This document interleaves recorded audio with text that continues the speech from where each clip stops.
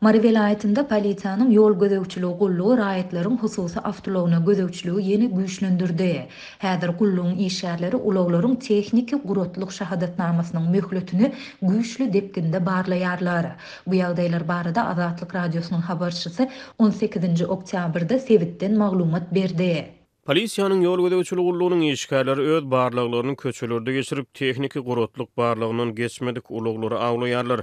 Kätowlar köne ulag bar bolan hojuluklary hem reýt geçirýärler. Dip habarçymyz gurrun berdi. Gurutluk şahadatnamasynyň möhleti gutaran ýa-da tehniki gurutluk barlygyndan asla geçmedik ulaglar polisiýa bölüminiň durulgasyna alınıp gidilýär.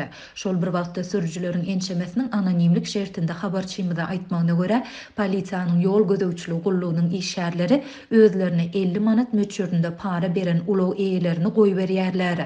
Sagaman bary ýöne gurutlukdan geçgin diýip goýup berýärler diýip marly ulag eýesi aýtdy. Habarçymyz ýylda bir gezek hökmany amal etmeli gurutluk barlygyndan paranyň öwezine geçip bolýandygyny hem belleýär.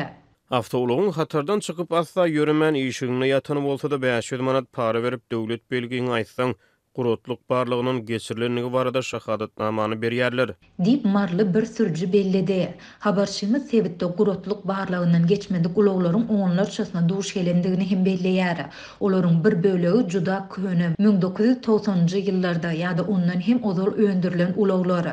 Ýene bir bölegi bolsa raýatlaryň maddi mümkinçiliginiň pesligi zerarly düýpli awatlaýyş işlerinden geçirilmeýän ulaglardyr. Bu ulaglar gurutluk barlygyndaky talaplary ödemeýär. Şol sebäpli barlygdan geçirilmeýär diýip habarçymyz belledi. Azatlyk ýokarda beýan edilenler barada Marynyň polisiýanyň ýol gözegçiligi gullugyndan kommentari alyp bilmedi.